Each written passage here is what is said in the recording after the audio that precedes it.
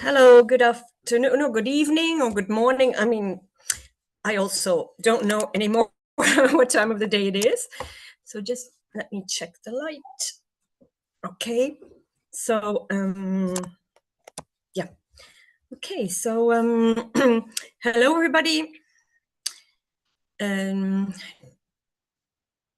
Just wanted to make sure that everything is okay, that you can hear me well, see me well.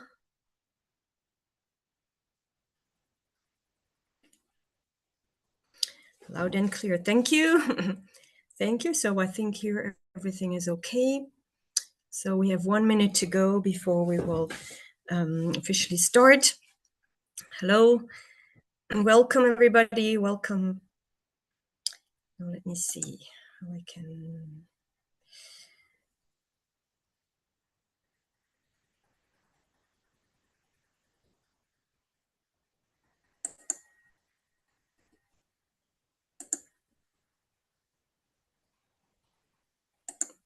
Okay. So hope everything is well. So hello, everybody. And yeah, so you know this is also being broadcast live on the YouTube channel of World Virtual Tours. And so it will remain for a few weeks available on YouTube. So because today we have the third installment of this free academy about the frescoes, Renaissance frescoes in Italy. And so if you missed the two first ones, then they are still on YouTube available. So that is one thing. So you just have to go on YouTube, and it's on the World Virtual Tours YouTube channel. And so there you will find the lives and other tours as well. And hello, everybody. So I won't mention any names since this is also on YouTube.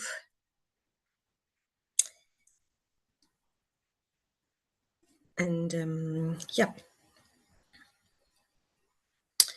So yeah, I think now it's time. Yes, it's 20:32. So if at any time you hear a big, like a big thump, it's me falling off the chair because, I'm sitting on half an inch. I only have half an inch of my chair. I repeatedly tried to get rid of my cat. Let's see. Okay, so this is the cat. So since she's not just not leaving me alone, I already put another chair for her. Okay. So I just hope that she will just stay away. I'm sorry for this. But so let's start. Let's start with this free academy on World Virtual Tours. So welcome, everybody. Welcome here. My name is Patrizia. I'm an art historian, archaeologist, and also a guide, a licensed guide here in central Italy. And yeah, today this is the third, what they call lesson, or just third presentation about some Renaissance frescoes here in central Italy, because there's so much to tell about Renaissance. And you know that my colleague, Dr. Lillian, she's also having presentations about Michelangelo, Raphael, but I just wanted to talk about one specific fresco cycle each time. There's plenty of material, so I immediately will start with the presentation. And so first I'm going to share my screen, and also first I have to close the chat, and then of course I will reopen it at the end. So first I have to close the chat here. Okay, so I will reopen it at the end. And so now I just have to find my presentation. Here it is, and the audio. And so let's start with this free Academy of World Virtual Tours, so masterpieces of the Italian Renaissance, but specifically fresco cycles. There are so many, the most famous one being probably the Sistine Chapel in Rome by Michelangelo, but, there are many other people who talk about that. So I, wanted to talk about other fresco cycles. And so ones that I regularly visit with people, but most of the time I only have 10 minutes, or 15 minutes available in these chapels or in these rooms to talk about the frescoes. So it's really frustrating because, of course, even now an hour is not enough. But talking about the Sistine Chapel, there is a link with what we're talking about today. Yes, of course, you know that World Virtual Tours is only based on donations. So there's also a link in the chat, but you're always welcome to leave a donation at the end if you thought it was worth it. And so today we're going to talk about a specific chapel in the Cathedral of Orvieto. So Orvieto is a town in the region of Umbria, but it's really near the border with Lazio, so it's not very far from Rome anymore, and that was painted by Luca Signorelli. And so here you have this kind of view already of the chapel. But so let me just show you on the map. So we are in Italy, and we are in central Italy, and I'm talking now also live from central Italy, from this region of Umbria, so the central region of Italy. And the region of Umbria is divided into two provinces. So what we call provinces is the province of Perugia and the province of Terni. So, you know, Umbria is a small region, one of the smallest of Italy. And so we have two provinces, the province of Perugia and Terni. And Orvieto, where we're going to talk about, is in the province of Terni, so more the southern part of the region of Umbria. And so here we have a more specific map. And so at the bottom with the red arrow, I try to show you Orvieto. So here you can see where it's located in Umbria, but I also put another, a green arrow with the city of Cortona. Now, Cortona is, of course, famous today, the under the Tuscan sun and so on. Cortona is located in Tuscany, but really near the border with Umbria, as you can see. And so the red line is the border with Umbria, and Cortona is just a few miles from the border with Umbria, even if it's today in Tuscany.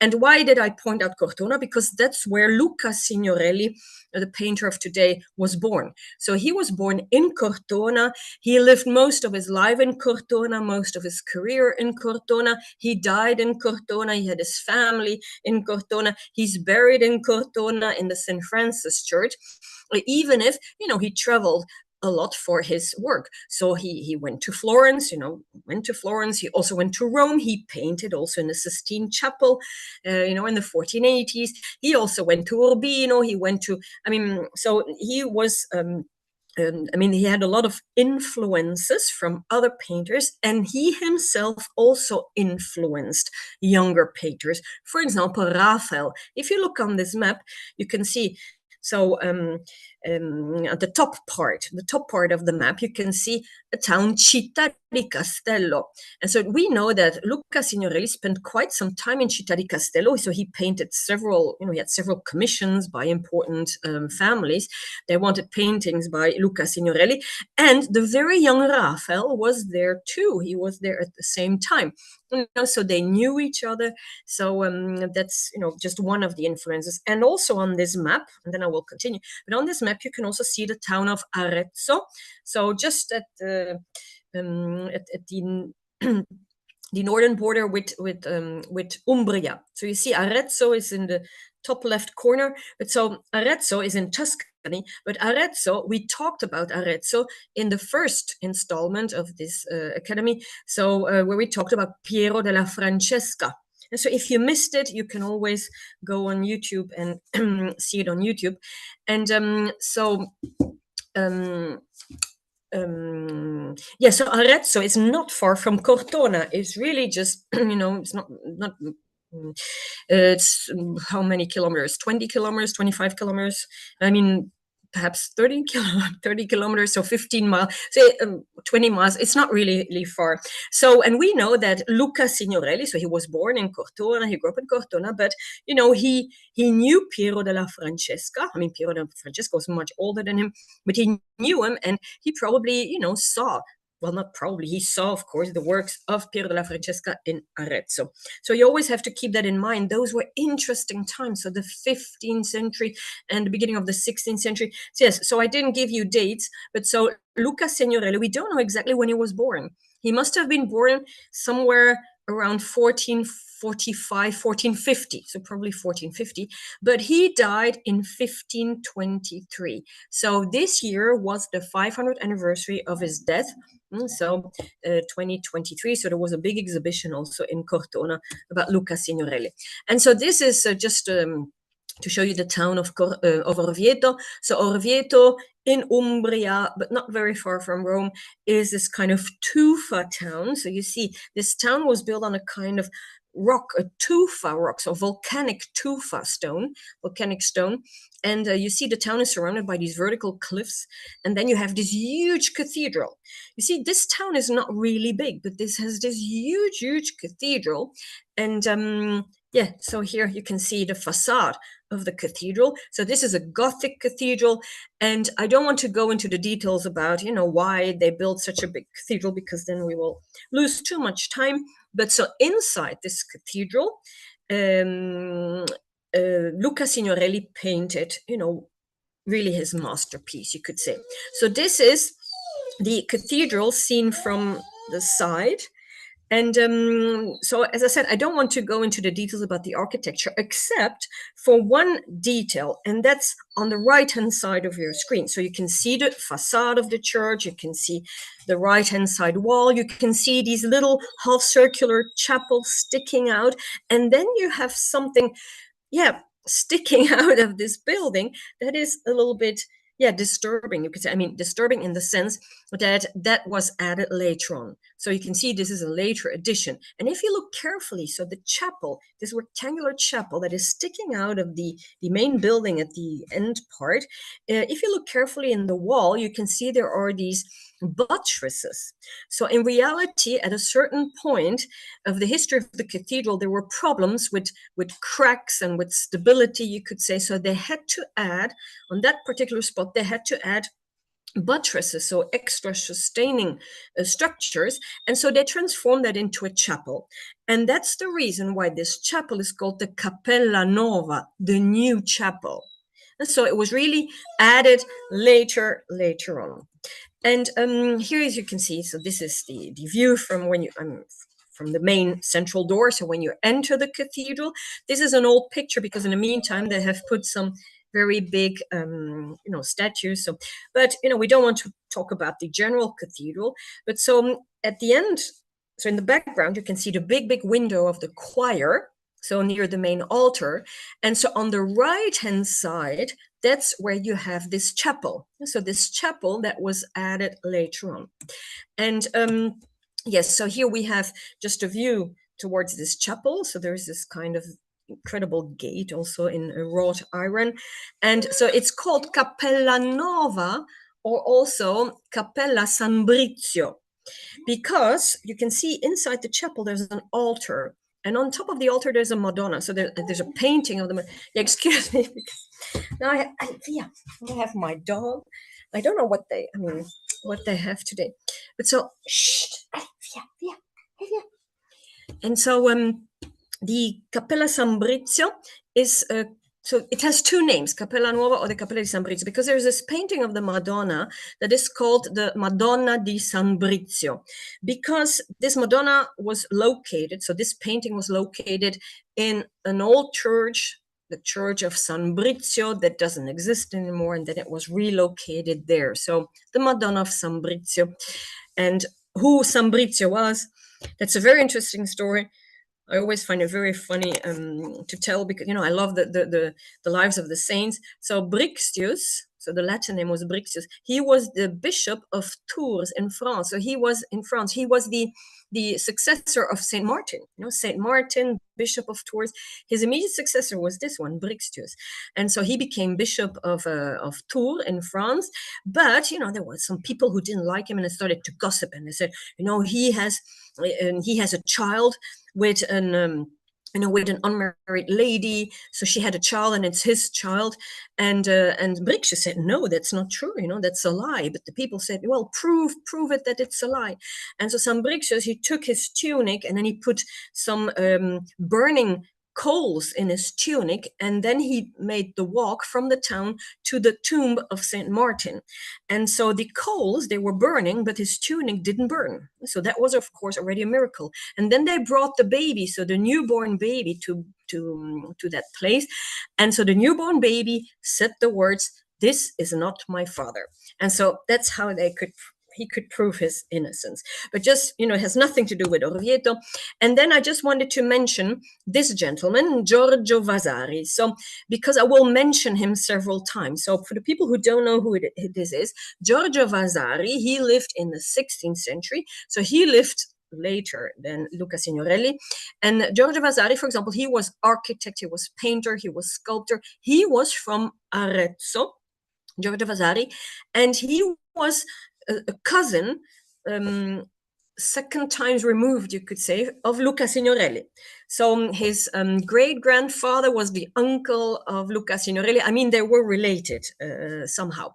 And so Giorgio Vasari, he became very famous not only as an architect, he made the Uffizi. So he was the architect of the Uffizi building in Florence, for example, and then he did a lot of things. But, he's also remembered because he wrote a book, and it's this book, The Lives of the Most Eminent Painters, Sculptors, and Architects. And Giorgio Vasari, he wrote these biographies of these, all these artists. And for example, he also writes about Luca Signorelli. And Giorgio Vasari was a big fan of Luca Signorelli.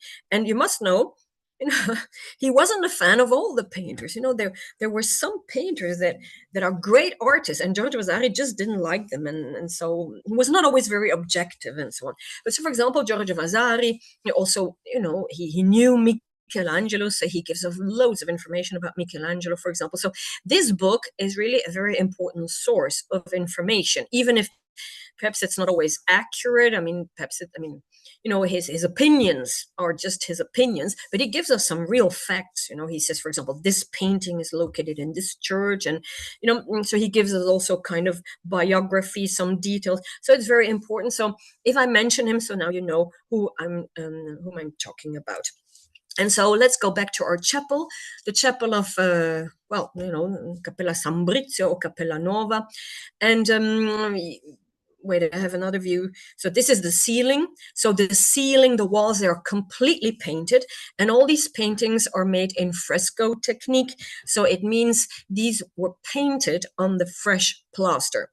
So you have the walls, then the walls were covered with several coatings of plaster, from a coarse plaster to a very fine and very liquid plaster. And then on this last coating of liquid plaster, they would paint.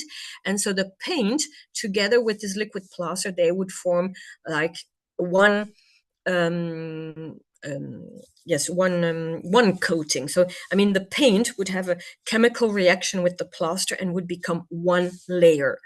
And if it was properly done with good materials, and in good conditions, so that it was not that it didn't dry too fast or didn't remain too humid, and it was not too hot and too cold. There were a lot of influences that could, there were a lot of let's say, like temperature, humidity, that could influence, of course, the quality of these frescoes. But if they were well done, and then there were no cracks in the walls and so no humidity afterwards, you can see it's almost eternal.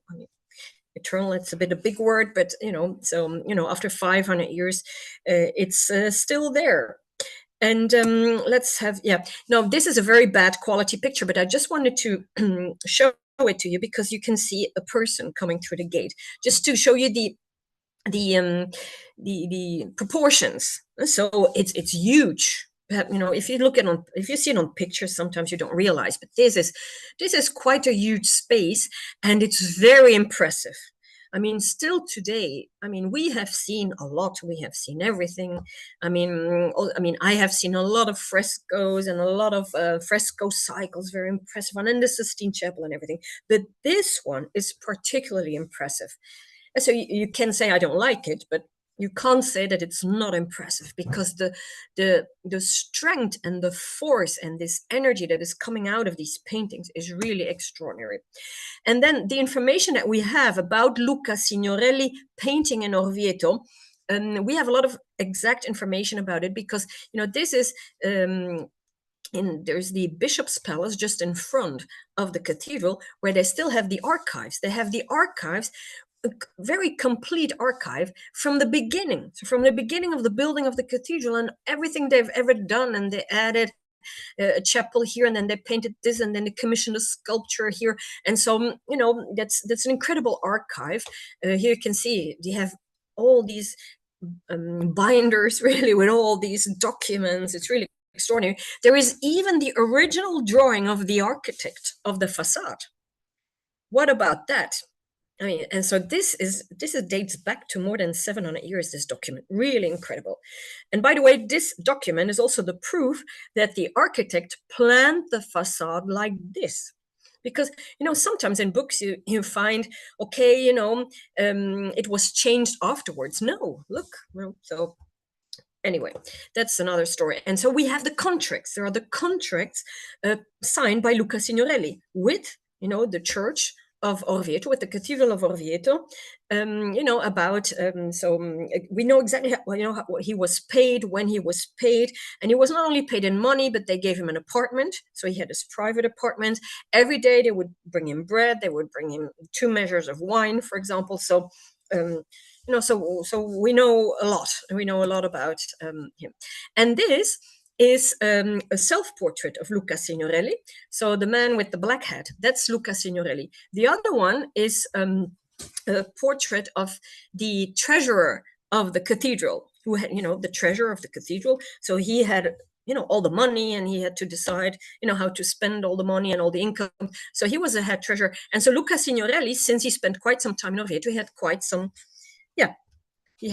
some contacts with this man. And so this, you will say, this is not really a very good quality painting, but this is painted on a terracotta tile. So in reality, it's very small, it's just like one brick. So the shape of one brick, it's on a terracotta tile, so it's quite small. And so he painted it just quickly. So this was not supposed to be a piece of art or to be exposed. So perhaps he just did it as a gift for this man. So, and it's if you want to see this is in a museum, in the museum of the cathedral. And then let's get back to our chapel. So you can see this is all painting. You see the ceiling is painting, the walls are painted, and then also the lower register of the walls is painted as well. And then you have the 3 windows. So the 3 windows there on the back wall, and then in front of the windows you see the altar with the Madonna di San Brizio.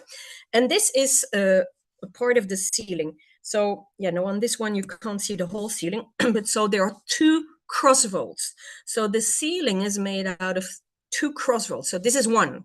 You see, this is a part of the vault, and you can see there's like an X. So like a cross that divides the vault into 4 parts, or 4 triangles, you could say. And so the central one, so just above the window, so that's the lower part. I will show you some details. So that is Jesus Christ. So the judging Jesus Christ with angels left and right. And then on the right-hand side, there is a choir of prophets. Now, those 2 parts of the ceiling, they were not painted by Luca Signorelli. They were painted 50 years earlier by Fra Angelico. Because, the chapel was built, this new chapel, this new structure at the cathedral was built at the end of the 14th century. So probably it was finished in the beginning of the 15th century. And then, at a certain point in 1447, I mean, we know it because there are these archives and the contracts, they asked Fra Angelico to come to Orvieto to paint the chapel. But Fra Angelico was in Rome. Was working for the Pope. And so the Pope said, oh, no, you can't go. You have to finish your work here in Rome. But then there was a kind of agreement. And I said, okay, Fra Angelico, he can come only during a certain time in the summer. So during 6 weeks, he can go, and then he has to go back to Rome. And so every year he can come for 6 weeks. And so Fra Angelico came, and so he painted these 2 parts of the ceiling, but then, was not, he didn't, he had to go back. And so here you can see the judging Jesus Christ with angels left and right. So this was painted, 1447 by Fra Angelico from Florence. And yes, underneath Jesus Christ, that's a detail almost nobody ever points that out. But so in reality, what you see underneath, you can see angels with these kind of bluish wings. And then there's an egg.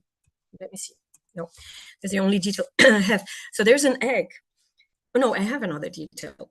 So, yes, well, this had to come first. I'm sorry. But so here you can see these two parts of the ceiling, that is what Fra Angelico painted. And then he went to Rome and it was not finished. You can see there was, this is a reconstruction, of course, but then you can see underneath the window. So not underneath the window, but around the window. So that was also a part that was painted. And so here we can see two angels.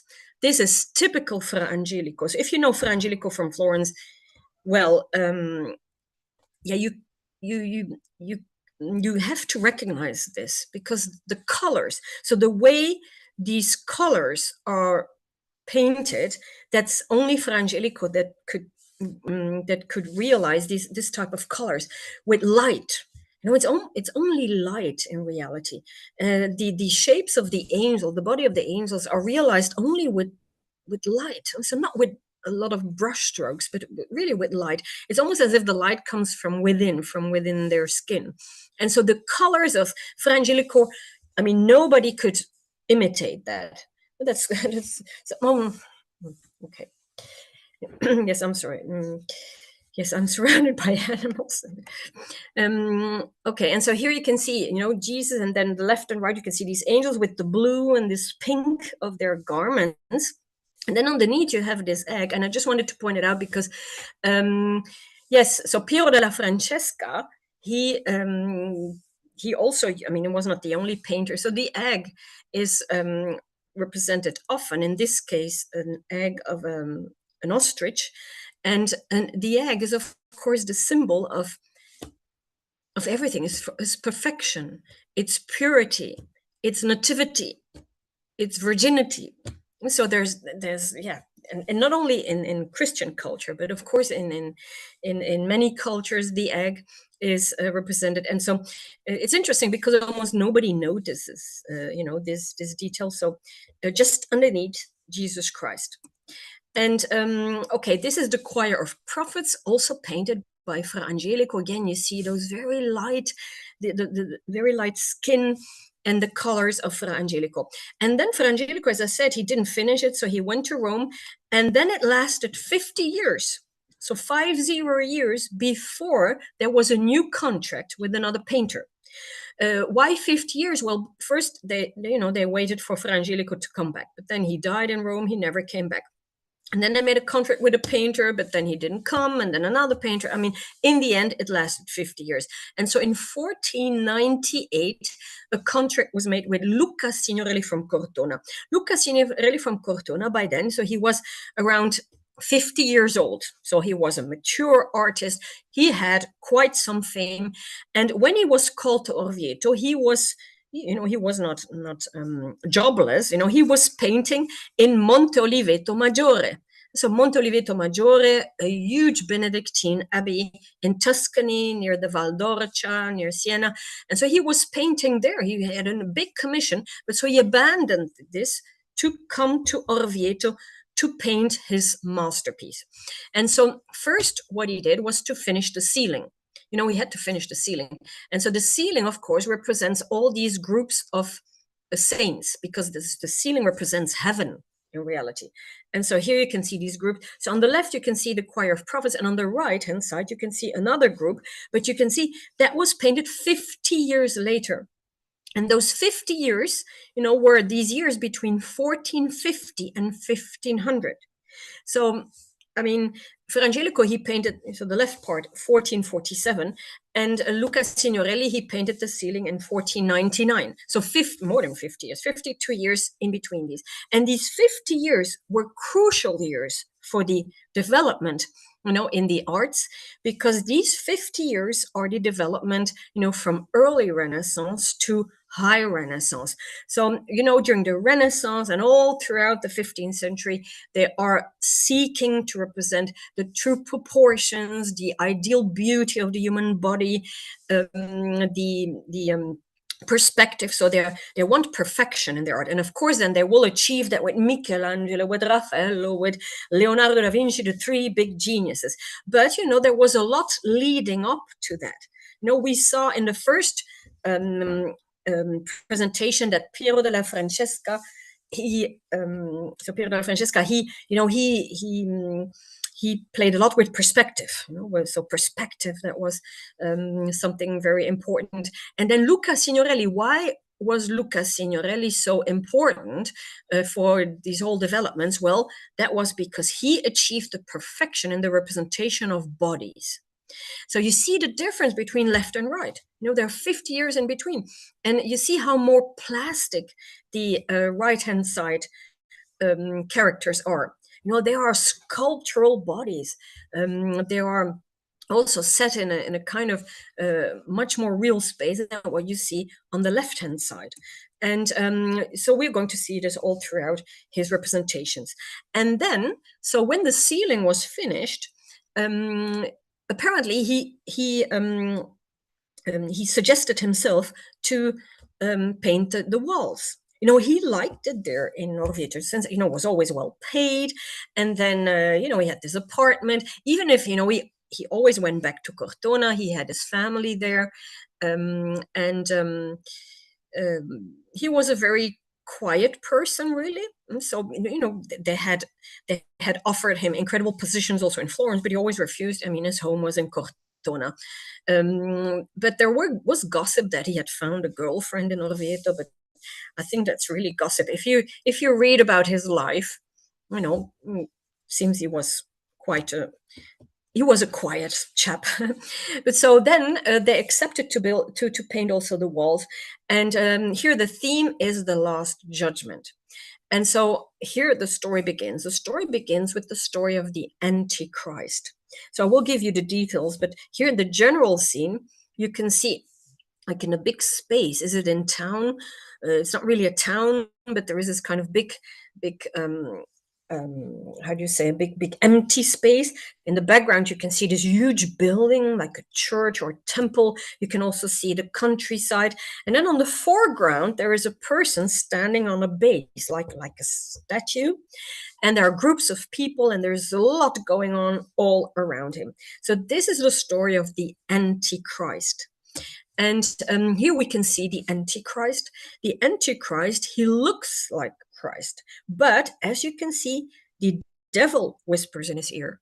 And the devil has also his left arm under this kind of coat of the Antichrist. So in reality, this left arm, is it the arm of the Antichrist, or is it the arm of the devil? It's not really clear. So you can see, so this is the Antichrist. So the Antichrist will come to the world before the end of times.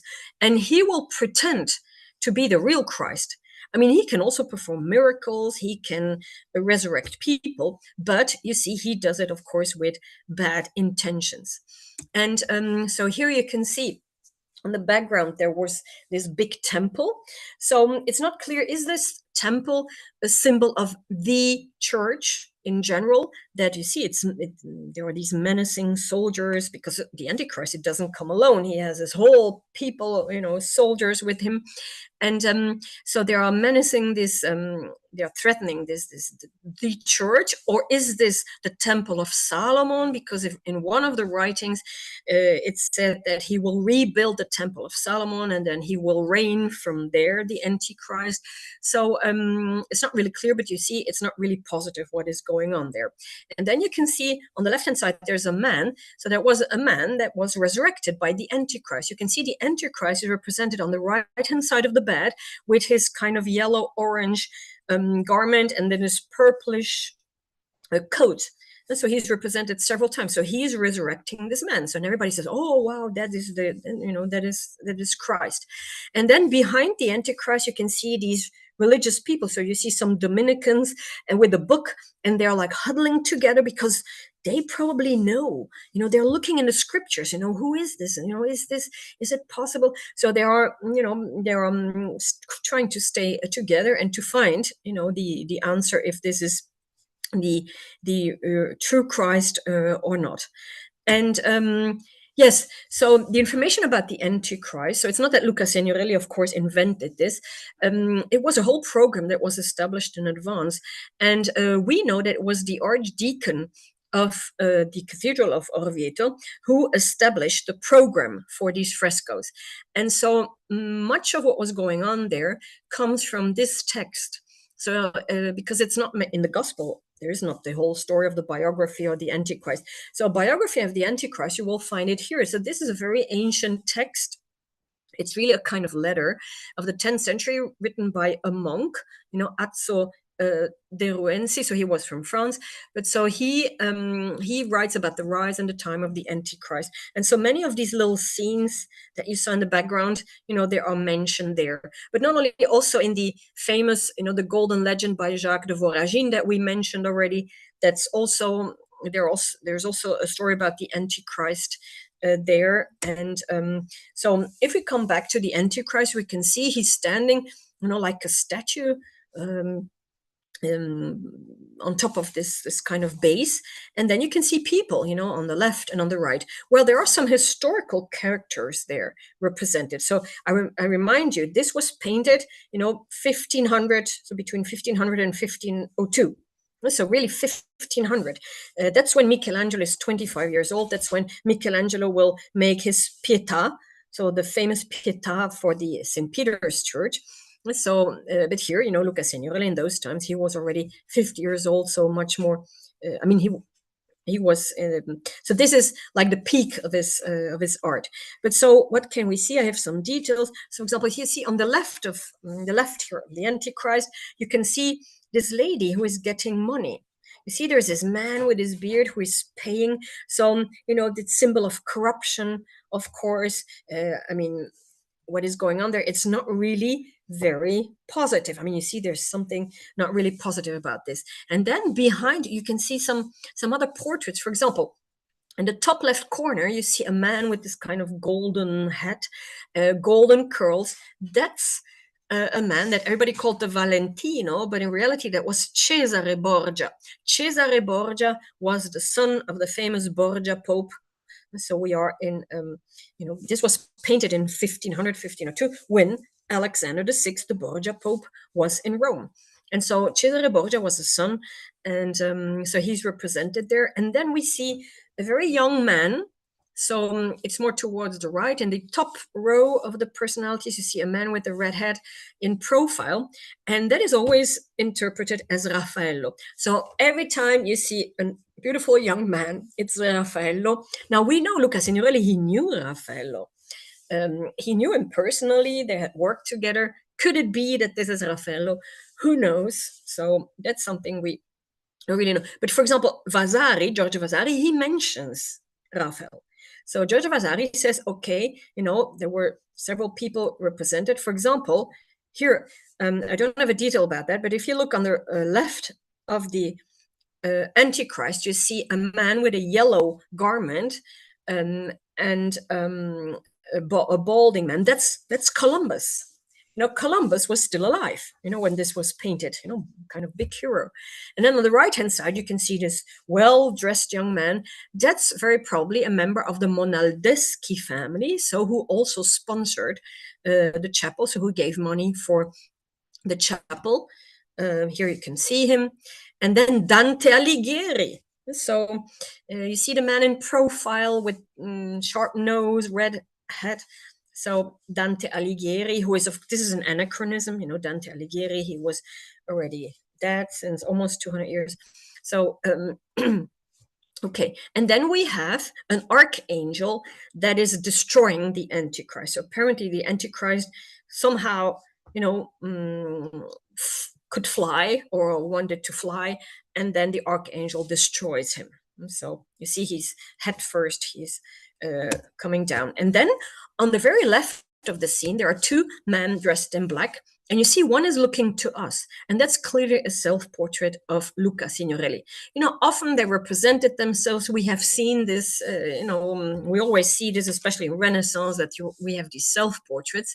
And, a little bit on the side, he's not really participating.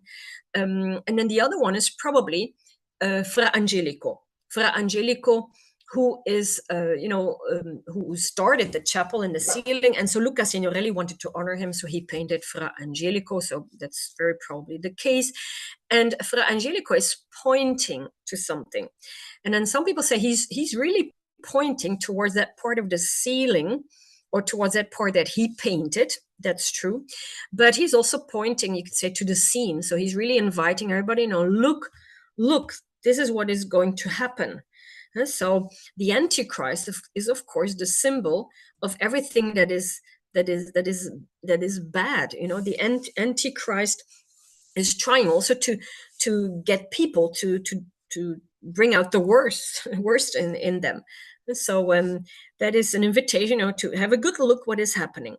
Now, the Antichrist is, of course, coming before the end of times and is announcing the end of times. And the end of times, the end of the world, is represented, here. So this is the arch above the entrance of the chapel. And you can see this kind of sky, blood red sky. The sun is black. The moon on the right-hand side is also the color of blood. There's fire, earthquakes, there are storms, tsunamis. I mean, this is the end. This is the end of times, the end of the world. And I will show you some details. On the right-hand side, you can see a temple that has collapsed, or church that has collapsed due to an earthquake. And then you can see this man in yellow below who's pointing upwards. That is a prophet. That's a prophet. Prophet Daniel, he, in his prophecies, he talks about the end of the world. And then left of him, you have a Sibylla. A Sibylla, or Sibyl, is a female prophet. You see, she holds a book. And in that book, the prophecy of the Sibylla Eritrea, also talking about the end of the world. So you see, they say, this is written. Look what is happening there. This is already written. You don't have to be astonished. So what is happening there? It's already written. And then on the other side, you can see these demons, devils, who are, they are, how do you say, sending fire. You see these fire flames to the world. There's no escape. And here, yes, I apologize for different colors, but it's very hard to find the good pictures or the good details. And so here you can see some people who are trying to escape the flames. And look, here we have some really daring foreshortenings. So even for us, I mean, we modern people, 21st century, we have seen everything. We know 3D movies or 4D movies or everything. But even for us, I mean, if you are in that chapel, it really looks real. So they are out of the frame. So they really came out of the frame, as you can see, of this architectural. You see, Luca Signorelli, he paints. He paints also the architecture. So the architecture that you can see. In reality, it's flat. So the arch that you can see on top of the scene, that is painted. And so on the left-hand side of the arch, you can see that these people, they are out of the frame. So they try to escape. But of course, there is no escape. Now, this foreshortening, as I said, is really quite impressive. I mean, he was not the first one to do something like that. But this detail, and also the next scene, really impressed Michelangelo. So the young Michelangelo, he came to Orvieto. We know that because, also Vasari mentions this. So Michelangelo, he came to Orvieto and he saw this chapel, probably when it was just finished. And he was so impressed, he wrote a letter to a friend, something like, I'm in Orvieto and I can't believe my eyes, what I saw. There are people falling out of the wall. There are people coming out of the wall. And so Michelangelo, the young Michelangelo, had always said publicly to everybody who wanted to hear it, he said, only sculpture is true art. Only with sculpture you can represent a true human body. Painting will never be the same as sculpture. But then he saw this. He saw the chapel in Orvieto. And then he went on to paint the Sistine Chapel a few years later. So that's why we always say that this chapel painted by Luca Signorelli was a kind of inspiration, or at least, was something leading up to the representation of bodies by Michelangelo, especially because of the next scene. Now here, the next wall, showing you first from afar. So you can see the top part of the wall, there is the resurrection of the flesh. Because, after the end of the world, there is the resurrection of the flesh, and then the last judgment, the real last judgment. But below, there is a kind of another chapel. So it's really like an alcove, and there we have the deposition of Jesus Christ. So after the crucifixion, he's deposed in the grave. So it's a bit linked, of course. It's not a coincidence they put that alcove with this chapel there. It's also painted by Signorelli, by the way. But so they put it there because, of course, you have, Jesus is put in the grave, and then he will resurrect. And that's what is happening above. You see, here we have two beautiful angels, with their trumpets. They are waking up everybody. After the end of the world, there's a resurrection of the flesh. So you see people crawling out of a kind of whitish material. It's not the earth, because the earth has gone, there's nothing. You see, there's nothing, no background, no buildings, no landscape, there's nothing. It's only white, a white space. And out of this kind of white milky substance, you see, there are skeletons crawling out. Other ones have already become flesh, and all beautiful bodies. So when they have completely reformed, they are beautiful bodies, also according, of course, to the ideal human beauty of the Renaissance, but also because, here we are back to square one, you could say. The ideal bodies of the creation, of the creation. So here we have, all the bodies recreated, you could say. And then they will have to see where they can go, because, of course, the bad ones have to go to hell and the good ones can go to heaven. Now, these were all completely naked bodies, but you can see that some of them, they received a little veil, but at a later stage. Luca Signorelli, he painted all naked bodies, but at some point, this kind of frontal nudity was not accepted anymore in the 16th century. And so there were painters that got the task to cover some people up. And there were painters that were specialized in that kind of thing. We call them the in English would be the underwear painters, or the undies painters. And with the last restoration, they tried to get that off. And so sometimes they could, take that addition away without harming, without damaging the painting. Here you can see some of these bodies. And let me see what I have. Yes, and here, for example, you see the one here on the left that is looking up, he had a kind of underwear, but so they managed to get it away, get it off. But then you can see also, what are they doing? What are all these people doing? Well, they wait, of course. They wait, they're going to be judged. They wait. But in the meantime, what do they do? Well, nothing. I mean, there's nothing left to do except, a little chat. And so they are chatting with each other. You see these skeletons. I think somebody probably told a joke, or are they laughing about themselves because they're looking ridiculous? That's, of course, well, that's a kind of funny detail. But if we look back at the whole scene, you can see these are only bodies, only bodies. And they were put in a kind of space, even if there is no actual space in the scene. But so they were all painted in this kind of proportion, and they were set in a kind of space. And so that was what Luca Signorelli excelled at. So the representation of human bodies. It seems he had studied anatomy. They say that perhaps he too, studied, human bodies, or corpses, for example. And then we have, probably the most impressive scene. These are the doomed people. The doomed people that are rounded up, and they have to go, of course, to hell. And there is no hope anymore. There is only despair.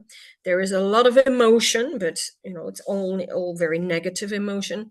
So you can see the archangels here. They are in full armor, because here they have a kind of position of, they have not only to guard, but they have to make sure that all these people, they go to the right place, being hell.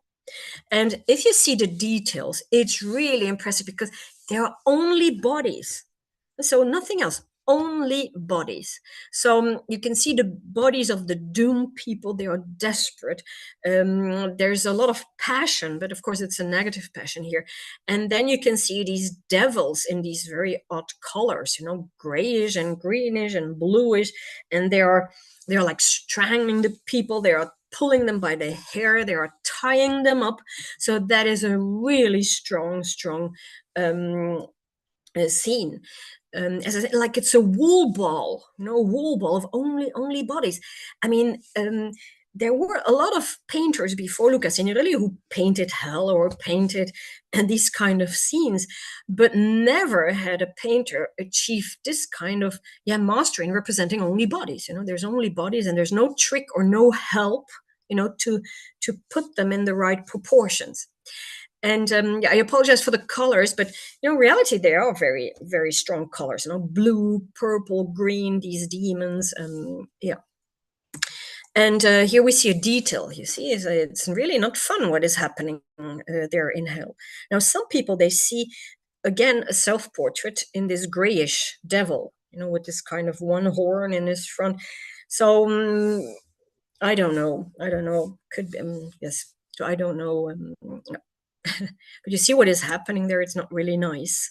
And unfortunately, I don't have you have to see it for real to see how strong this is. Even for us, we have seen everything. We have seen everything nowadays, but it's really very strong. And then there is this, in the middle of the scene, there is this devil flying away with this lady. So there's always this story that the gossip that Luca Signorelli had this girlfriend, and then she left him, and then he represented her there. But I think that's really just a story, because if you read the text of Vasari, of course Vasari, he was biased, he was a big fan of Signorelli, and it was like a cousin, so family. So he couldn't say anything wrong about Luca Signorelli. But so he says, Vasari says, Luca, so even in first name, Luca was a man of most excellent character, true and loving with his friends, sweet and amiable in his dealings with every man, and above all, courteous to all who had need of him, and kindly in teaching his disciples. He lived splendidly, and he took delight in clothing himself well, and for these good qualities he was ever held in the highest veneration, both in his own country and abroad. Yes, there never anyone said a bad word about it. So I think this gossip is a modern gossip, just to tell a story about this lady on the back of the devil. Yes, you see what is going on there. And we have to talk about this gentleman, Sigmund Freud. And Sigmund Freud, he came to Orvieto several times. Sigmund Freud, perhaps that's not really known, but Sigmund Freud, he was a big fan of archaeology. He was a collector. He collected, objects. And so he went to Rome several times. And Orvieto is really on the way to Rome.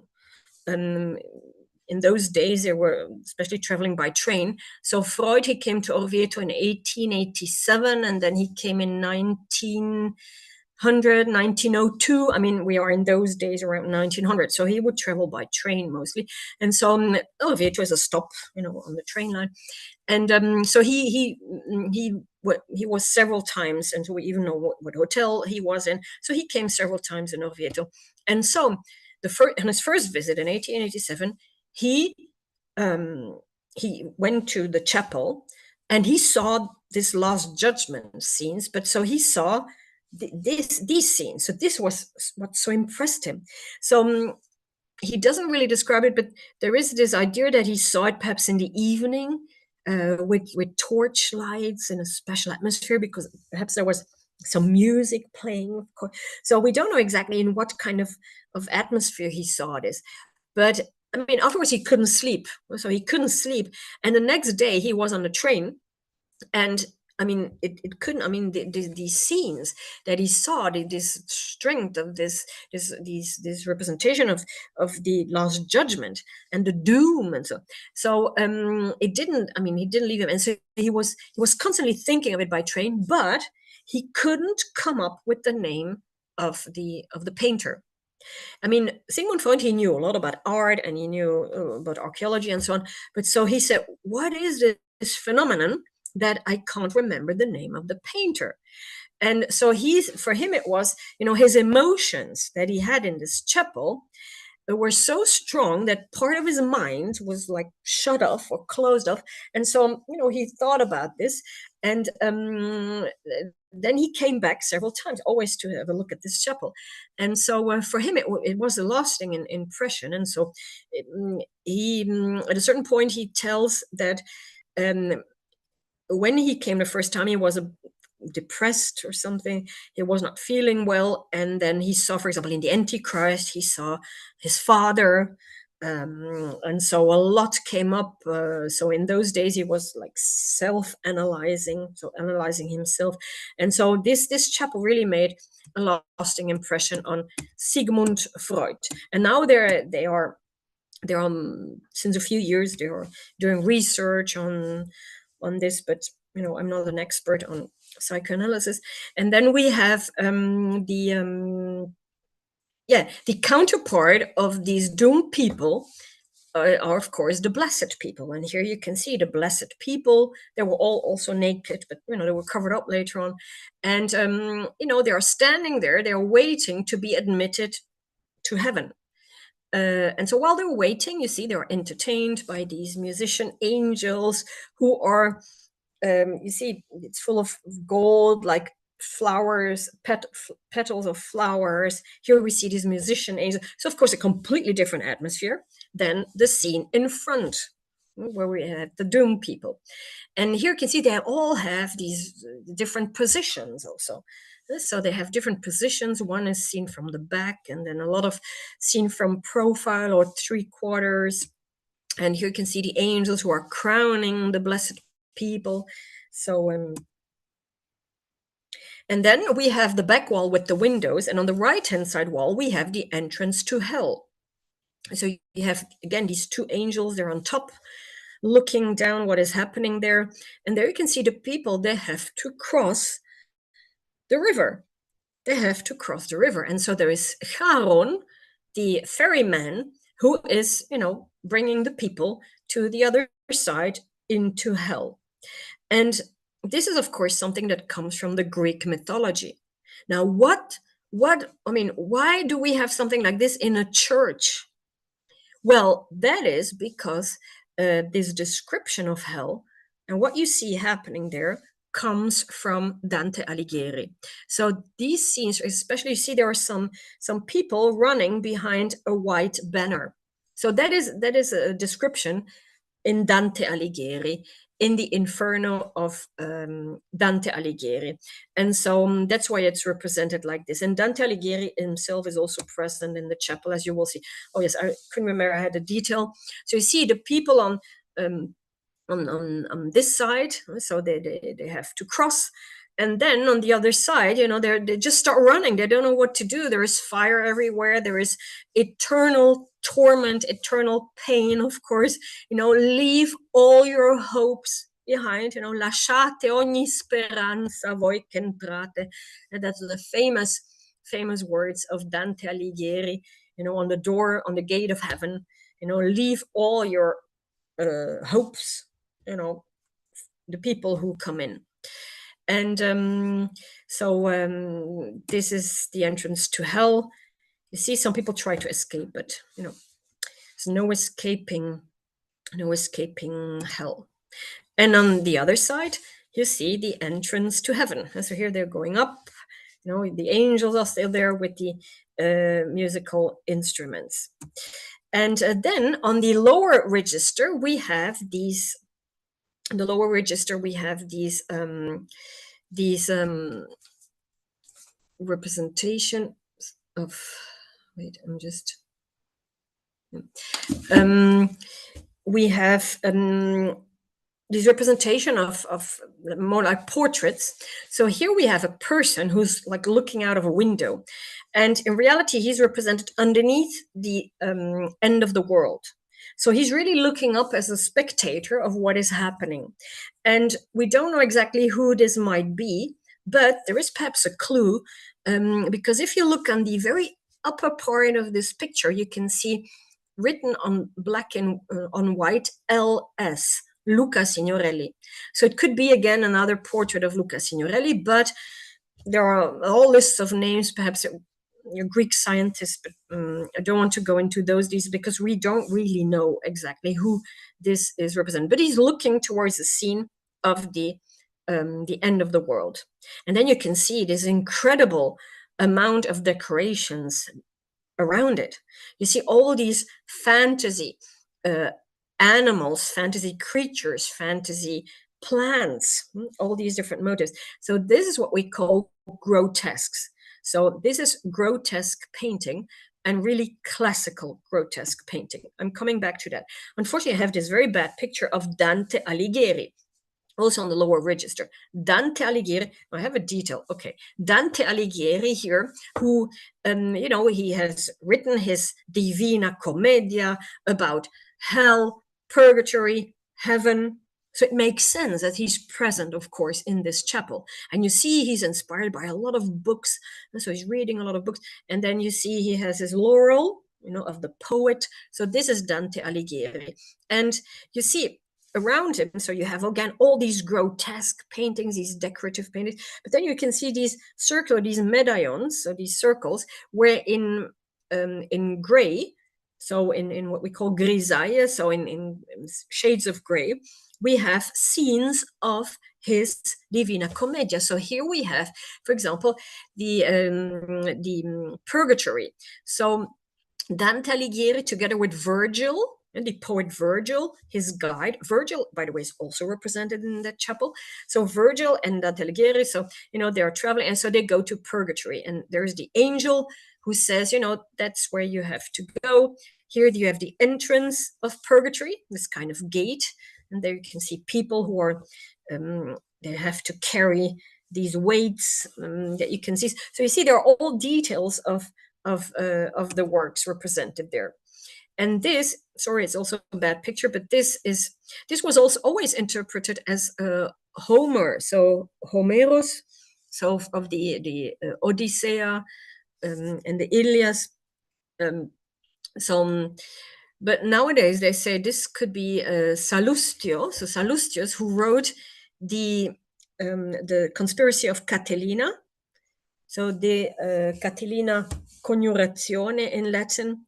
And so those would be two scenes. I mean, it was always interpreted as two scenes of Ulysses, but now it's represented as two scenes of the Conspiracy of Catilina. So you see, there's a lot of discussion about this. And this is located directly under the self-portrait of Luca Signorelli. And there were people who were being killed there. And so some people say this is perhaps a reference to the situation in Florence, or the conspiracy that happened in Florence 20 years earlier. The conspiracy, of course, of the Pazzi, the family Pazzi that wanted to kill the Medicis. Also, the times when Luca Signorelli was painting all this. Oh yes, this is something there.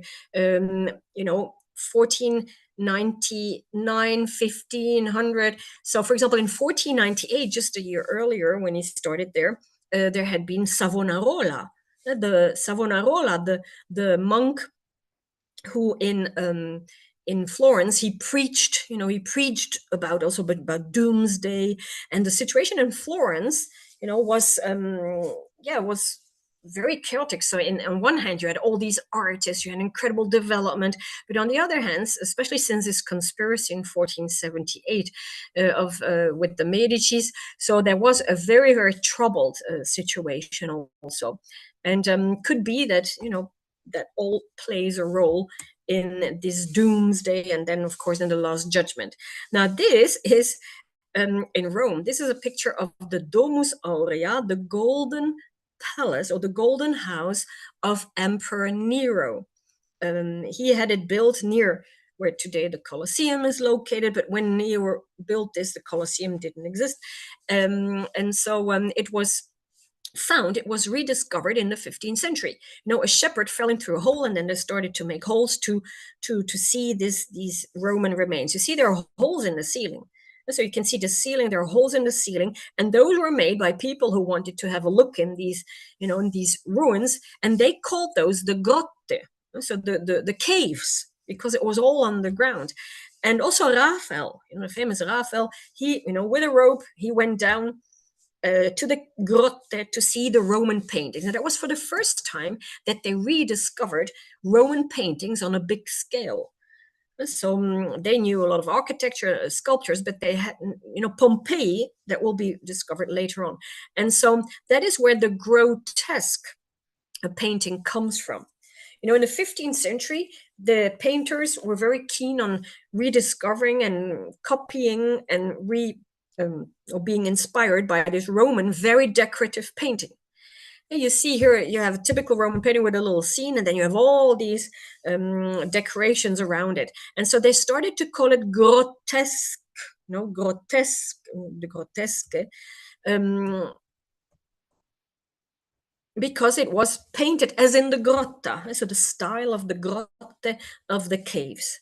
And then later on, grotesque started to mean exaggerated, grotesque, so exaggerated, ridiculous, because there were some painters that started their own grotesque style, and those were really grotesque. But so the classical grotesque that you just saw, surrounding these portraits, they were really beautiful examples of classical grotesques. This is Virgil, probably. So Virgil, what does Virgil do in a church? Well, so he accompanied Dante Alighieri in his trip, to the hell and purgatory and heaven. But of course, in their works, they always try to find a parallel. In those days, 1500, we saw it also last week.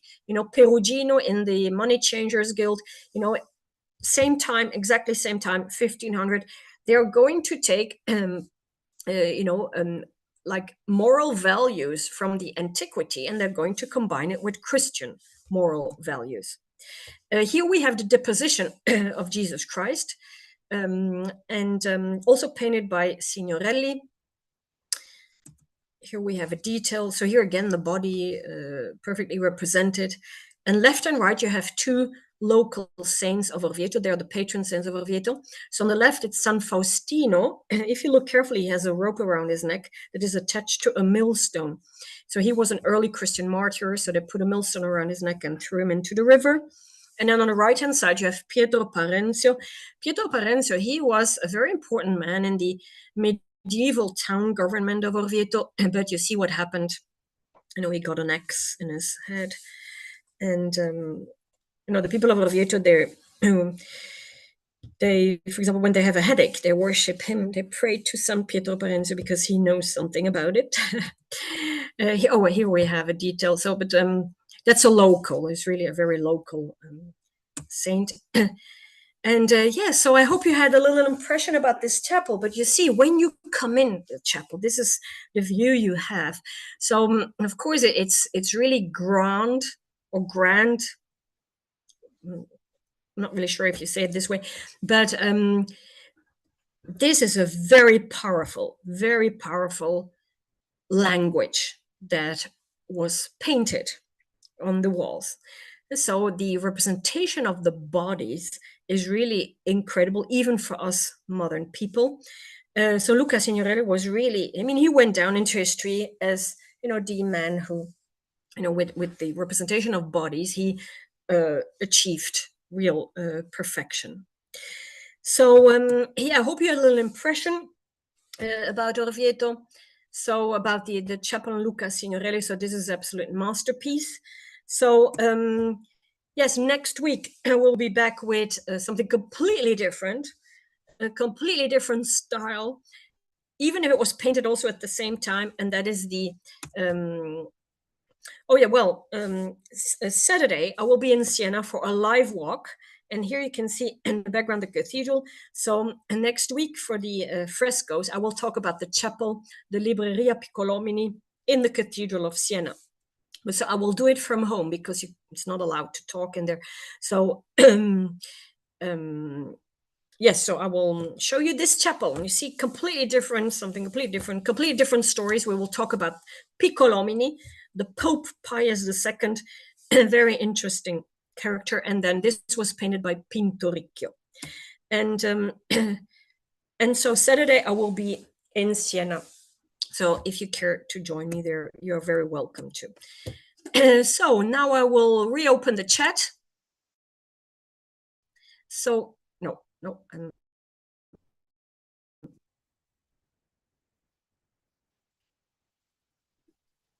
okay, so I think now should be okay. Let me reopen the chat. So already I thank you. Thank you for joining me. I hope you had a little impression more. Time is always short.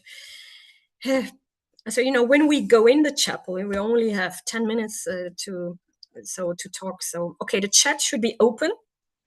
So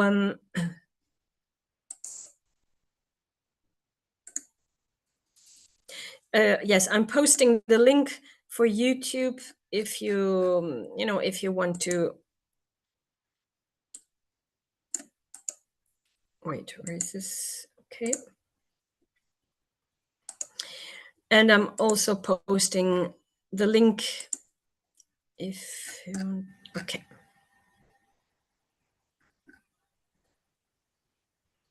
So how was such a unique pink color created?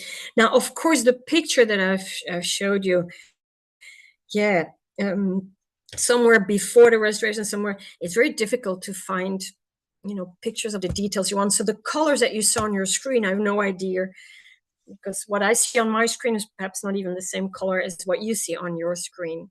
But the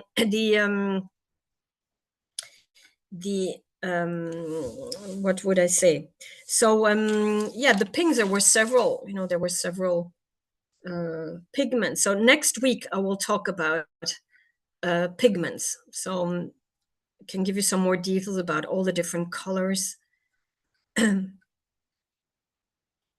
But you have to know, in those days, they didn't go to the shop and they bought, a bottle of paint or something. So they all had their own recipes. And it's only recently that we start to see that, for example, we thought, okay, the blue, you can use cobalt blue, you can use azurite, you can use lapis lazuli. So there are several pigments. But what we realize now, that often they had their own special recipes where they mixed all kinds of different pigments. And so that is something that we only realize today, since with the new restorations, they also try to do analysis or chemical analysis. So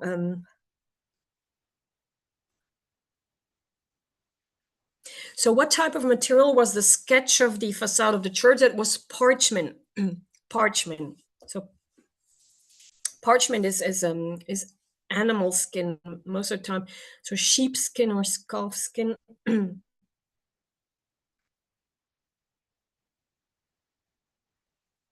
So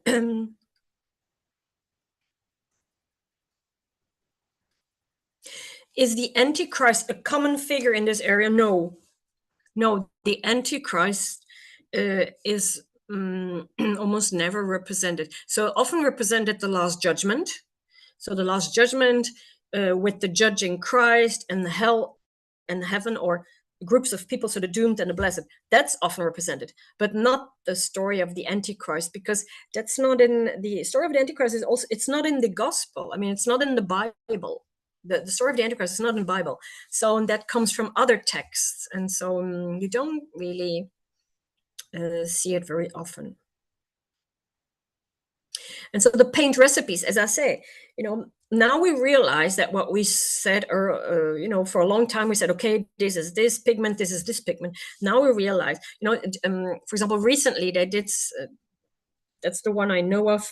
There's a little village with a beautiful painting by Perugino, a fresco, and with the chemical analysis, there were 5 different pigments to create a blue. So that's something they never did with. Now they have all kinds of new methods to have analysis.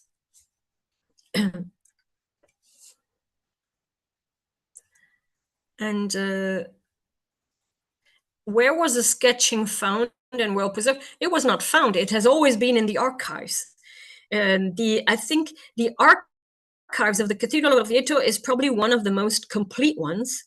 They have, from the beginning, it has always been preserved, well preserved. There were no floods, or there were no fires, apparently. So even the building of the cathedral, so there are all the lists of payments, from the most humble worker to the important sculptor. Yes, so and there we realized that for the same job, women were paid half of what the men were paid. So in those days. So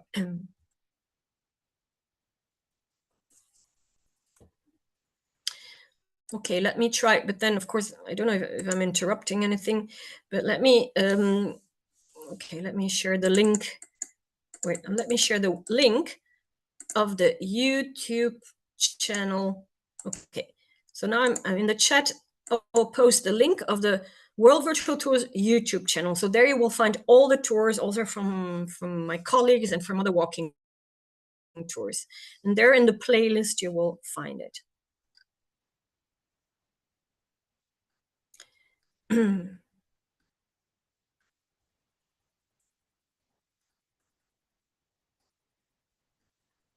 What happened to the Italian artifacts of Sigmund Freud? I don't know.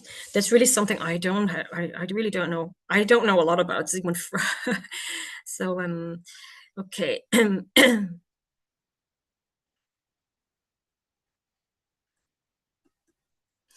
Aha, the strand of hair. Well, I will check that. Will check that. Yeah, we'll check that. Every time there's a new post, I have to scroll down. Okay. And then about myself, I don't know. It's really interesting. So I live in Umbria. I'm a licensed guide here. I have a university degree in history of art and in archaeology. I also worked as an archaeologist for some years, but I found out that guiding is really interesting and is fun. So that's my main job now. But so of course off season, I mean with the COVID, of course, were no visitors anymore, and so I had the chance to do this started to work online. And I must say I like it because I can talk about things that often don't have the chance to talk about. When you're doing a tour in a town, yeah, so you cannot go into more details. And so I like it a lot to do also online. And apparently there are people who, who are, yes, who are interested in seeing this. So, yeah.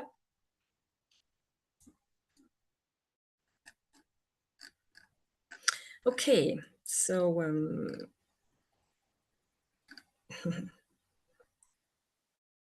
yes, okay, well then how are the frescoes best preserved? Well, if they were done properly with good materials, and as I said, if the walls are also good, there are no cracks in the walls, there's no humidity, so then they preserve themselves if they were done properly. So what is a problem is humidity or cracks in the walls, of course, or if they were not made properly. I mean, there can be a lot of problems, of course. And so now they when they do restorations, for example, the restoration of the chapel I've just shown you, it lasted 10 years. For 10 years they worked on the restoration, because at the same time they do analysis, they do research, so they try to do a complete research also before really putting their hands on the frescoes themselves.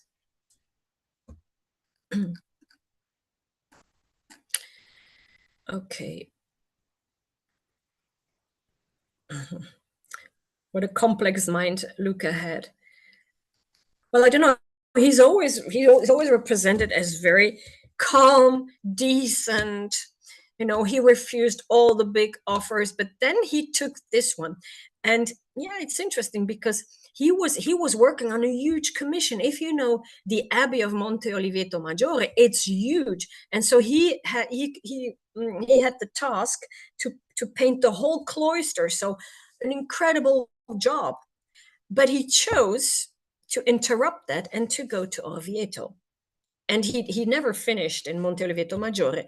So the appeal of making, probably this last judgment. So probably, and so could be that he was keen on doing that, even if he had this fame of being just a calm man. So yeah. Okay. So then, hope to see you next week. And of course, they had scaffoldings. Of course, they had scaffoldings. So if you're interested, so next week, then I will. And if you look in the first presentation of Piero and Francesco, at the end of the presentation, I have some slides about how they made the frescoes, how they painted the frescoes with the scaffolding and so on. That you will find that on the first presentation. And in Monte Oliveto Maggiore, Signorelli, he went away, and then it was finished or continued by another painter, also very interesting painter, Sodoma.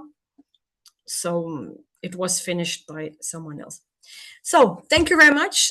I will leave you here. Hope to see you next week. Thank you again for joining me, and hope to see you again soon.